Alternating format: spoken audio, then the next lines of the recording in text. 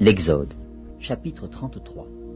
L'Éternel dit à Moïse, « Va, pars d'ici, toi et le peuple que tu as fait sortir du pays d'Égypte. Monte vers le pays que j'ai juré de donner à Abraham, à Isaac et à Jacob, en disant, je le donnerai à ta postérité. J'enverrai devant toi un ange, et je chasserai les Cananéens, les Amoréens, les Héthiens, les Phéréziens, les Éviens et les Jébusiens. Monte vers ce pays où coule le lait et le miel. Mais je ne monterai point au milieu de toi, de peur que je ne te consume en chemin, car tu es un peuple au cou roide. » Lorsque le peuple eut entendu ces sinistres paroles, il fut dans la désolation, et personne ne mit ses ornements. Et l'Éternel dit à Moïse, « Dis aux enfants d'Israël, vous êtes un peuple au cou roide. Si je montais un seul instant au milieu de toi, je te consumerais. Ôte maintenant tes ornements de dessus toi, et je verrai ce que je te ferai. » Les enfants d'Israël se dépouillèrent de leurs ornements en s'éloignant du mont Horeb. Moïse prit la tente et la dressa hors du camp, à quelque distance. Il l'appela tente d'assignation, et tous ceux qui consultaient l'Éternel allaient vers la tente d'assignation qui était hors du camp. Lorsque Moïse se rendait à la tente,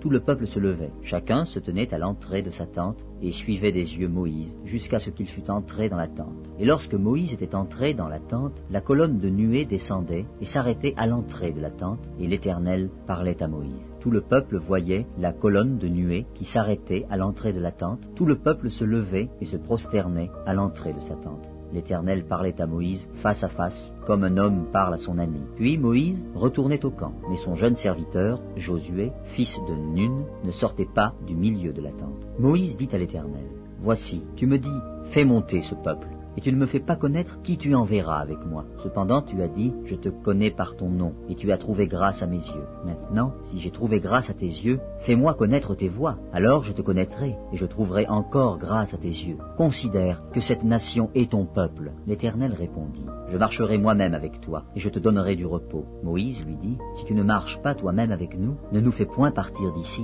Comment sera-t-il donc certain que j'ai trouvé grâce à tes yeux, moi et ton peuple ? Ne sera-ce pas quand tu marcheras avec nous, et quand nous serons distingués, moi et ton peuple, de tous les peuples qui sont sur la face de la terre? » L'Éternel dit à Moïse, « Je ferai ce que tu me demandes, car tu as trouvé grâce à mes yeux, et je te connais par ton nom. » Moïse dit, « Fais-moi voir ta gloire. » L'Éternel répondit, « Je ferai passer devant toi toute ma bonté, et je proclamerai devant toi le nom de l'Éternel. Je fais grâce à qui je fais grâce, et miséricorde à qui je fais miséricorde. » L'Éternel dit, « Tu ne pourras pas voir ma face, car l'homme ne peut me voir et vivre. » L'Éternel dit, « Voici un lieu près de moi. Tu te tiendras sur le rocher. Quand ma gloire passera, je te mettrai dans un creux du rocher, et je te couvrirai de ma main jusqu'à ce que j'ai passé. Et lorsque je retournerai ma main, tu me verras par derrière, mais ma face ne pourra pas être vue. »